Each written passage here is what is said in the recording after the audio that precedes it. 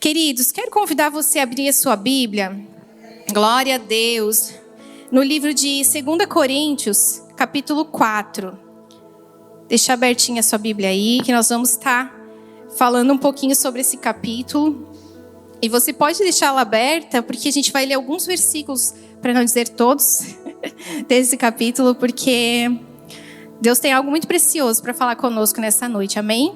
Eu creio que da mesma forma que o Espírito Santo ministrou muito na minha vida, através dessa palavra, tenho certeza que o Senhor fará a mesma forma na sua vida. E o tema, a gente sempre põe um tema nas mensagens, né? E o tema que o Senhor me deu mesmo para essa noite, o tema da mensagem é tesouro. Cadê o tema ali? O Adriel vai pôr, né, Adriel? Tesouro em vasos de barro. Glória a Deus por isso. Acho que aqui a maioria já ouviu falar que nós somos comparados ao quê? A vaso de barro nas mãos de quem? Nas mãos do oleiro, né? E nosso oleiro é Deus. Até uma das referências bíblicas que nós temos para essa ilustração a respeito do vaso, ela está em Jeremias no capítulo 18. Você não precisa abrir, mas depois, se você quiser conferir na sua casa, confira, queridos, porque eu sempre aprendi isso desde muito pequena na igreja, que a gente tinha que anotar, né, o que era falado, anotar as referências bíblicas, e o pastor sempre falava assim, vai ler em casa para ver se eu estou falando que é certo, se procede, porque eu posso estar falando qualquer coisa aqui, e você dizendo amém, glória a Deus, e sair fazendo, e às vezes está pregando uma coisa que não condiz com a palavra, né? Mas óbvio que nós sempre buscamos e zelamos em pregar a palavra de Deus e a verdade, mas é seu dever também anotar aí e conferir e ler e receber mais ainda da palavra de Deus. Então, no capítulo lá de Jeremias, no capítulo 18, o Senhor fala a Jeremias o seguinte, ele diz assim, Jeremias, desce até a casa do oleiro. E Jeremias desceu até a casa do oleiro. E quando ele chegou lá, o que ele viu? Ele viu o oleiro trabalhando moldando um vaso. Ali naquele momento ele estava naquela roda ali onde o oleiro trabalha com o vaso e ele estava fazendo o vaso. E a palavra fala que o vaso se quebrou. Então o que o oleiro fez? Ele pegou aquele vaso e jogou fora, aquele barro e jogou fora? Não, ele pegou aquele vaso e quebrou todo e refez. A palavra diz que ele refez esse vaso. E o Senhor fala então a Jeremias, no versículo 6, o Senhor fala assim para ele, não poderei eu fazer de vós como fez este oleiro, ó casa de Israel? Diz o Senhor, eis que como barro na mão do oleiro, assim sois vós nas minhas mãos, ó casa de Israel. E trazendo essa referência, eu trouxe ela mais para ilustrar essa questão de sermos o vaso de barro. E quando nós entendemos que nós somos esse barro, algumas situações podem acontecer, alguns pensamentos podem acontecer na nossa caminhada de fé. E um deles é pensar assim, tá bom, se eu sou um vaso de barro, um vaso, né, que está sujeito a acontecer algumas coisas na caminhada, esse vaso rachar, trincar. Então tá tudo bem, eu posso viver a minha vida da forma que eu acho que convém, porque eu posso ir até a casa do oleiro e ele vai lá consertar o vaso. Só que, queridos, é muito mais sério essa passagem do que a gente imagina. Porque se a gente tiver que descer a casa do oleiro, eu não sei se alguém aqui já foi à casa do oleiro e deixou esse Senhor quebrar o vaso e refazer esse vaso, é doloroso. Eu falo porque eu digo que eu passei pela casa do oleiro e sei o quanto esse processo ele é doloroso. E até mesmo se a gente for conversar com o oleiro, como ele é o processo do preparar o vaso, gente, não é fácil. Eu vi um vídeo de um oleiro que eu achei muito interessante e ele mostra ali o passo a passo que é feito com o barro até chegar num vaso bonito. E o barro sofre mais do que a gente imagina, porque ele tem que passar pela maromba, que é uma máquina, aprendi até o nome, achei muito, muito interessante mesmo. É uma maromba, são várias marombas na realidade, cada uma tem uma função.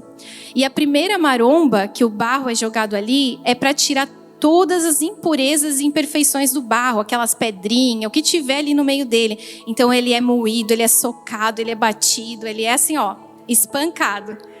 E aí a gente fala assim, não, tá tudo certo, a gente vai, o oleiro refaz o vaso, mas e aí? A gente está disponível a passar por esse processo de refazer, de quebrar o vaso e fazer ele de novo?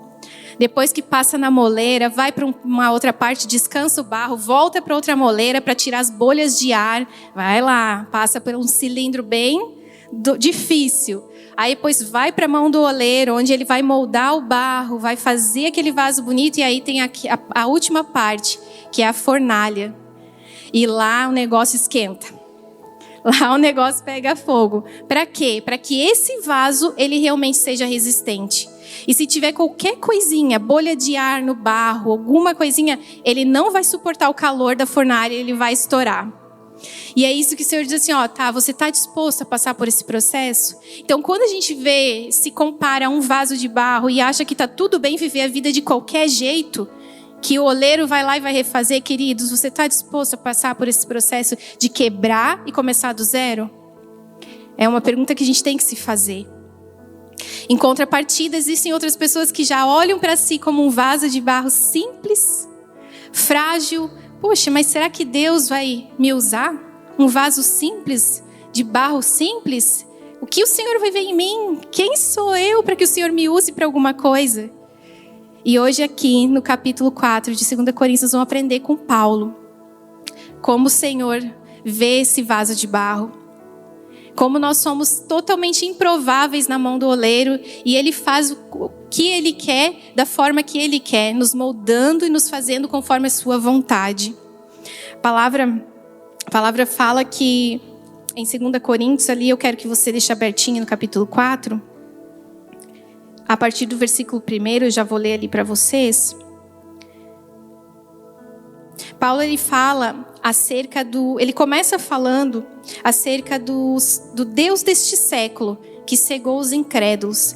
É a primeira coisa que Paulo já começa falando. No versículo 1 ele fala assim: por isso, tendo este ministério, segundo a misericórdia que nos foi dada, não desanimamos. Pelo contrário, rejeitamos as coisas ocultas que trazem vergonha, não agindo com astúcia, nem adulterando a palavra de Deus. E assim, pela manifestação da verdade, nos recomenda a consciência de todos na presença de Deus. Mas se o nosso evangelho ainda está encoberto, é para os que se perdem que ele está encoberto, os quais o Deus deste mundo cegou o entendimento dos descrentes, para que não lhes resplandeça a luz do evangelho, da glória de Cristo, o qual é a imagem de Deus. Porque não pregamos a nós mesmos, mas a Jesus Cristo como Senhor, e nós como seus servos. Domingo passado, eu não sei se todos vão lembrar, o pastor falou sobre distrações, não foi? Falou sobre as coisas que nos distraem na caminhada, e uma das referências que ele usou foi a parábola do semeador. E ele falou a respeito mais focando na parte onde as sementes caem nos espinhos e são sufocadas e acabam não dando frutos. Mas nessa mesma parábola, logo no início dela, em Mateus 13, Jesus fala sobre as sementes que são lançadas à beira do caminho. E fala que vêm as aves e comem essas sementes. Então Jesus explica aos apóstolos o que isso significa. Que são pessoas que ouvem a palavra de Deus e não compreendem. Então vem o maligno e rouba o que foi semeado. E é isso que Paulo fala ali. O Deus deste século, ele cegou essas pessoas. A semente, eles estão ouvindo, para não dizer que todo mundo, porque a gente sabe que ainda muitas pessoas precisam ouvir falar de Jesus, precisam ouvir falar do amor de Jesus, mas a grande maioria já ouviu falar sobre um Cristo, sobre Jesus, sobre um homem que se entregou numa cruz. Só que muitos só ouvem essas sementes largadas no meio do caminho, onde vem o inimigo e pega, para que essa semente não gere frutos e não mude a história da vida dessas pessoas. Então Paulo ele nos alerta dizendo, olha, o evangelho, se ele está encoberto ainda para aqueles que o Deus desse século tem cegado. Mas nós já foi revelado. E é o nosso dever e o nosso papel resplandecer esse amor e essa luz de Cristo. Paulo também fala que nós devemos rejeitar, Ele fala, rejeite as coisas ocultas que trazem vergonha, não agindo no engano e nem adulterando a palavra de Deus. Queridos, isso é muito sério. Hoje, a gente vê muitas pessoas lideranças, adaptando a palavra para que seja confortável para quem está ouvindo, para que seja atrativo para quem está ouvindo e essas pessoas venham para os caminhos do Senhor. Só que Paulo alerta ali dizendo que a gente não deve fazer isso, a gente não deve adulterar a palavra, mas falar a verdade. É nosso dever falar a verdade. Paulo ele não adaptou a palavra de Deus, pelo contrário. Ele zelou para que ela fosse falada plena e de forma clara a todas as pessoas. Para que ninguém ficasse no engano. Para que cada um pudesse realmente avaliar a si mesmo e ter sua consciência. Poxa, eu preciso mudar a minha vida. Se Cristo habita em mim, se eu conheci, entreguei minha vida para Cristo de fato, a minha vida tem que refletir isso. Não tem como a gente falar eu sou de Jesus e continuar fazendo coisas lá fora que não testifica nada. A gente até já, acho que numa pregação até eu falei, brinquei do crente 007, que ninguém sabe que é crente. Que quando descobre, dizem, nossa, sério? É até um espanto, né? E o segundo ponto que Paulo aqui nos ensina, que é o que eu quero falar sobre o tesouro em vasos de barro. A palavra no versículo 6 fala assim, porque Deus que disse, das trevas resplandeça a luz. Ele mesmo resplandeceu em nosso coração, para a iluminação do conhecimento da glória de Deus na face de Jesus Cristo. Temos, porém, este tesouro em vasos de barro, para que se veja que a excelência do poder provém de Deus e não de nós. Então, queridos, se antes nós andávamos nas trevas, hoje nós não andamos mais, nós andamos na luz. Se antes nós tínhamos um estilo de vida que não agradava o coração de Deus, hoje, conhecedores da verdade, nós temos que ter um testemunho impecável diante dos homens e principalmente diante de Deus. Nós carregamos esse tesouro, que eu falo que é um tesouro magnífico. É uma dádiva, porque nós carregamos, mas que tesouro é esse? Nós carregamos o Espírito Santo e o poder do Evangelho de Jesus Cristo. E aí entra a graça e maravilhoso amor de Jesus por nós, amor de Deus por nós. Porque Ele olhou para o simples barro e para o simples vaso de barro e Ele escolheu um vaso de barro, assim como eu e você, para que Ele colocasse esse precioso tesouro dentro dele. Ou seja, queridos, se você acha que, poxa, mas eu, Senhor, sim. O Senhor nos escolheu, Ele nos chamou, nos levantou. E viu em nós algo diferente para que nós pudéssemos carregar a presença de Deus. Ele se fez carne, mas Ele também habita em nós. A palavra fala que hoje nós não precisamos mais ter ninguém intercedendo. Nós temos livre acesso a Jesus. Porque Ele é a dádiva perfeita que habita em nós. Paulo ainda fala, para que se veja que a excelência do poder provém de Deus e não de nós. Ou seja, apesar das nossas fraquezas, apesar da nossa humanidade falha, porque nós somos falhos, o Senhor escolheu habitar em nós. E escolheu a minha história e a sua história para fazer a diferença nesses dias. Eu não sei a sua história toda. De alguns eu conheço um pouco, mas assim, dizer que eu conheço na íntegra a sua história, eu não sei. Mas eu posso falar da minha. E eu falo que a minha história, eu digo, Deus, realmente o Senhor escolhe os improváveis. Aquele que a gente pensa que ninguém vê, é o que o Senhor está vendo. E eu me recordo hoje, até quando eu estava escrevendo essa palavra, o Senhor me trouxe isso à memória. Não esqueça, todos os dias é algo que Deus ministra ao meu espírito, não esqueça da onde você saiu, da onde eu te tirei. E eu me lembro, eu pequena criança, cresci sem a presença do meu pai, um pouco na casa de um pouco na casa de outro, um pouco na casa de uma tia, um pouco na casa da avó, porque minha mãe trabalhava fora. E eu lembro que a fala era, não vai dar em nada. Não vai conseguir nada. Coitada dessas meninas, porque é eu e mais 2 irmãs. O que vai ser dessas meninas? E essa foi a fala que eu cresci ouvindo. Porém, nunca, gente, eu imaginei o que o Senhor poderia fazer na minha vida. E eu me lembro muito claro como se fosse hoje. Na minha faixa etária ali de uns 11 para 12 anos, quando eu comecei a entender um pouco mais a respeito da palavra de Deus, porque eu cresci num lar cristão. Eu me lembro que nessa época minha mãe começou a frequentar a igreja Deus e Amor. E não sei se todos conhecem, mas a igreja Deus e Amor é uma igreja bem tradicional, é uma igreja com uma doutrina bem forte. E quando eu comecei a frequentar Deus e Amor, era num galpão ao lado da minha casa, de uma vizinha. E eu lembro que eu comecei a ir nos cultos e cada vez que eu entendia a palavra de Deus, aquilo me gerava dentro de mim um desconforto. E eu sempre, pequenininha, era vaidosa, gostava de usar brinco, porque quando eu nasci, minha mãe já furou minha orelha. Então, assim, gostava de um brinco. Como toda menina, né? Gostava de um anelzinho, de um batonzinho. E nessa idade, eu lembro que um dia eu estava orando e o Senhor me pediu para entregar a minha vaidade para Ele, que era alguns brincos que eu tinha. Se eu não me engano, acho que eu tinha uns 2 ou 3 parezinhos de brinco. E eu lembro que eu estava em casa, a mãe foi na vizinha e eu peguei aqueles meus brincos, aproveitei, fui no quintal de casa e falei para Deus assim: Deus, o Senhor sabe o quanto eu amo esses brincos, mas eles não são mais valiosos do que você na minha vida. Então eu te entrego. E eu lembro que eu joguei fora. E à noite tinha culto. E eu corri, cheguei lá na vizinha, o nome dela era Nerce. Nem sei se ela é viva, porque ela já era uma senhorinha.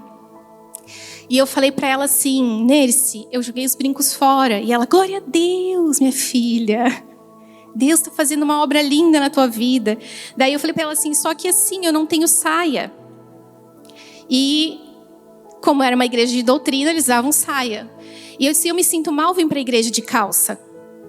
Tu não consegue com alguém uma saia para mim? E ela conseguiu. Gente, a Kelly ia morrer se ela visse a saia. Cadê a Kelly? Perdi a Kelly de vista. Ah, tá lá atrás. A saia era uma saia vermelha com margaridas, longa. Então, assim, era a única saia que ela me deu. E eu, quando ganhei aquela saia, eu me senti à vontade. Porque agora sim, eu estava de acordo com a doutrina da igreja e vivendo aquilo.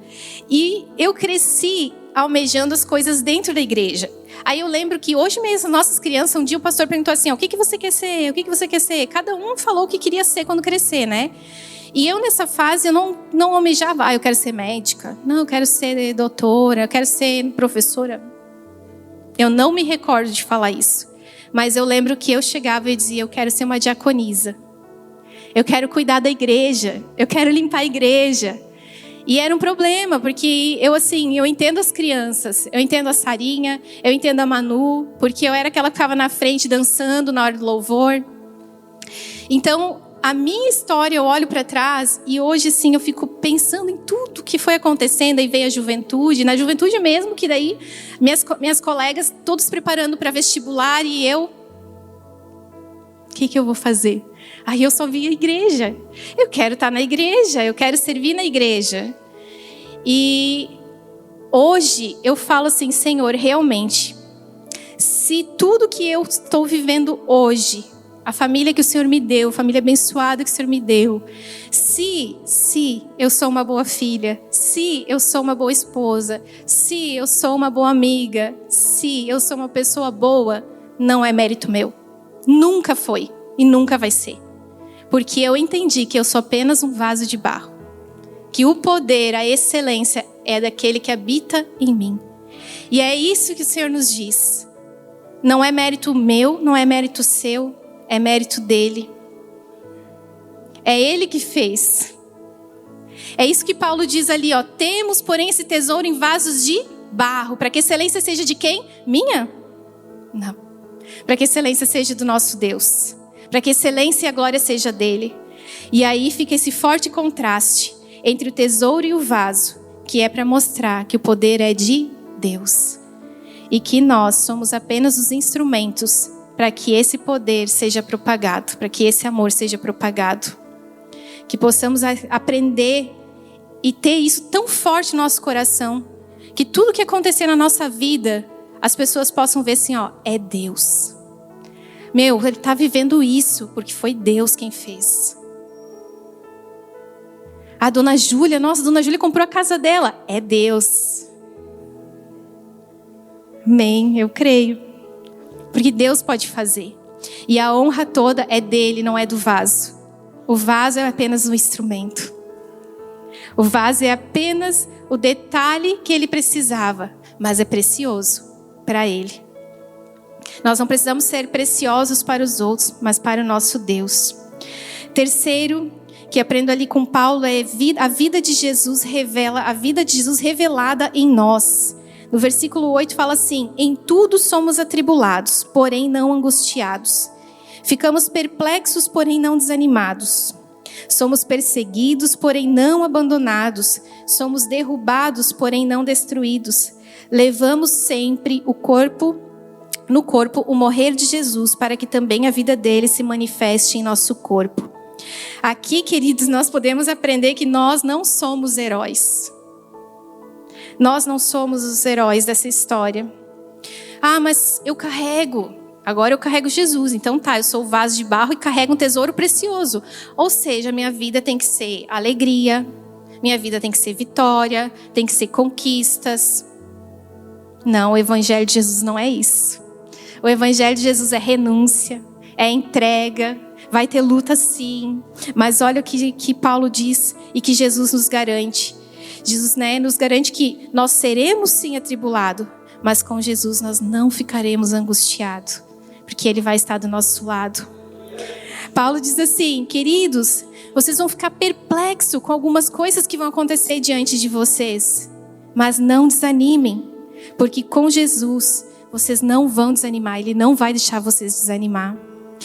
Vocês serão perseguidos? Sim, todos nós seremos perseguidos. Mas lembre-se, Jesus nunca vai nos abandonar. Ele vai estar sempre conosco.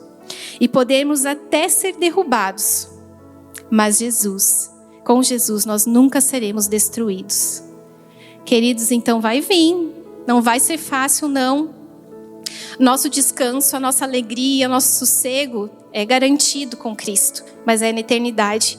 E nós temos que persistir. Permanecer firme, porque Ele nos garante isso. E que Ele possa crescer dentro de nós todos os dias. E que a vida de Jesus possa ser revelada através de nós. E que nós venhamos entender, não somos herói, mas nós temos um herói que luta as nossas lutas, que luta as nossas causas, que nos dá consolo, que nos dá força e que está do nosso lado o tempo todo. O quarto, aqui aprendemos também, é permaneçamos firmes. No versículo 16, Paulo fala assim: por isso, não desanimamos. Pelo contrário, mesmo que o nosso exterior se desgaste, o nosso ser interior se renova dia a dia, porque a nossa leve e momentânea tribulação produz para nós um eterno peso de glória, acima de toda comparação, na medida em que não olhamos para as coisas que se veem, mas para as que não se veem, porque as coisas que se veem são temporais, mas as que não se veem são eternas. Glória a Deus, aqui Paulo nos incentiva a viver pela fé. Embora o nosso exterior se envelheça, se acabe, possa não ficar talvez aos olhos de muitos não bonito, mas o nosso interior, ele pode experimentar uma renovação todos os dias em Deus. Nós podemos ver isso diariamente em Cristo Jesus. Só depende de nós permitirmos o Espírito Santo fazer essa obra diária. Ela é constante, é todos os dias esse trabalho de Cristo na nossa vida, moldando a nossa mente, as nossas emoções, as nossas vontades de acordo com a vontade de Cristo, de acordo com aquilo que Ele tem planejado para nós. Que nenhuma luta, nenhuma tribulação, que nenhuma dificuldade vai se comparar, a palavra fala, com a eternidade, com aquilo que nós viveremos na eternidade.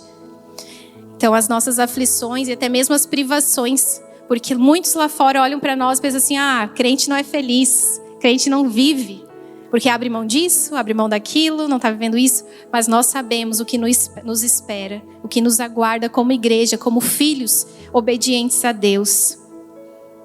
Mesmo que seja difícil, mesmo que você diga assim, eu tô cansada, tô cansado, não aguento mais, não vai mudar, não tem jeito, socorro, Deus. Mesmo que você diga isso, persista pela fé, persista. Não se mova pelo que você está vendo, se mova pelo que você não vê, pela fé, com os olhos da fé.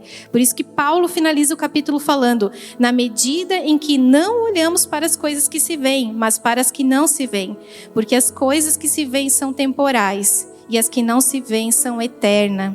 Que os nossos olhos eles estejam fixados no Senhor Jesus. na eternidade. Naquilo que hoje talvez você não está vendo, mas creia pela fé, viva pela fé. Um dia de cada vez. Às vezes eu converso com algumas irmãs e eu falo, olha, um dia de cada vez. Basta cada dia o seu mal, então viva um dia de cada vez. Não vai adiantar a gente ficar ansioso com tudo que está acontecendo, ou que vai acontecer. Confia, descansa no nosso Pai, pois a nossa habitação com Ele é garantida. No capítulo 5, Paulo fala assim, sabemos que, se for destruída a temporária habitação terrena que vivemos, temos parte de Deus em um edifício, uma casa eterna no céu, não construída por mãos humanas. Ou seja, queridos, há um lugar sendo preparado para a sua igreja. Há um lugar sendo preparado para os vasos de barro que tem guardado e que tem honrado esse tesouro que tem carregado. Que tem honrado o Cristo que você carrega, o Cristo que nós carregamos. Que o mundo lá fora possa ver a nossa convicção e que ela não seja trocada por qualquer coisa. Independente do que nos ofereçam lá fora, que a nossa convicção seja a palavra de Deus, seja viver a palavra de Deus. Eu quero chamar o Ministério de Louvor já para subir. Que possamos realmente ser testemunhas do Evangelho de Jesus, da obediência a Ele, daquilo que Ele tem feito nas nossas vidas. Testemunhe, queridos. Às vezes eu sei que tem gente aqui que tem muito testemunho para dar, tem muita coisa para contar. Testemunhe, porque seu testemunho vai edificar a vida de outra pessoa, vai abençoar a vida de outra pessoa. E como eu estava falando antes, a respeito de nós buscarmos a palavra de Deus, alimentarmos o nosso espírito, porque se a gente não alimentar, a carne vai tomar conta. E quando nós alimentamos nosso espírito com a palavra, nós vamos sendo libertos dia após dia. E eu sei que é gostoso, todo mundo sabe que é tão bom e mais prático. Vou lá na padaria comprar um pãozinho pronto, é mais prático, né? Mas você preparar o seu pão, você fazer o seu pão, é outra experiência. Então você vir aqui todos os domingos, receber uma palavra, participar do culto de mulheres, participar da EBD, participar do culto de jovens e adolescentes. É bom, muito bom receber uma palavra dos céus. Mas você já experimentou preparar o seu próprio alimento? Fazer o seu próprio pão? Ontem eu resolvi fazer pão lá em casa, que o marido gosta. E estava fazendo pão e até nesse processo Deus fala com a gente, né? E eu fazendo pão ali, separo os ingredientes, aí sova a massa, coloca a massa para descansar. E fui vivendo esse processo todo que a gente sabe que tem para preparar o pão, até a hora de colocar ele para assar. E quando tira aquele pão bonito, cheiroso, né? E eu pelo menos fico muito feliz quando eu vejo que deu certo, que o pão cresceu, ficou bonito e ficou gostoso. Só que se eu fosse comprar na padaria, eu não teria vivido esse processo em casa, de preparar o meu pão. Eu não teria vivido o processo de ter o Arthur em volta da ilha, correndo, do pastor junto comigo ali, arrumando uma lâmpada e larga coisa aqui. Então, assim, foi uma tarde, um sábado, na realidade, muito gostoso em família. Porque eu decidi fazer o meu pão e viver esse processo. Então, queridos, eu incentivo você a pegar a palavra de Deus. Não esperar uma palavra pronta todos os domingos, mas prepara seu pão, prepara sua palavra. Tira um tempo com o Pai. Tem coisas que o Senhor quer revelar só para você. Só que Ele só vai poder falar quando você tiver com seus ouvidos atentos à voz dEle. Silencie as distrações, como o pastor falou. Um outro culto ele pregou sobre também. O Theo Bruno foi o exemplo de ter várias vozes ao nosso redor. Silencie essas vozes e ouça a voz de Deus. E entenda que você é um vaso precioso na mão do oleiro. E que o desejo dele, sim, é que você continue sendo esse vaso. Que ele não precise ficar quebrando você para refazer toda hora. Mas que você entenda o seu papel. Que nós, como igreja, venhamos entender o nosso papel. E realmente revelar a todos essa luz, as boas novas que é o Evangelho de Jesus Cristo. Amém? Quero convidar você a se colocar de pé.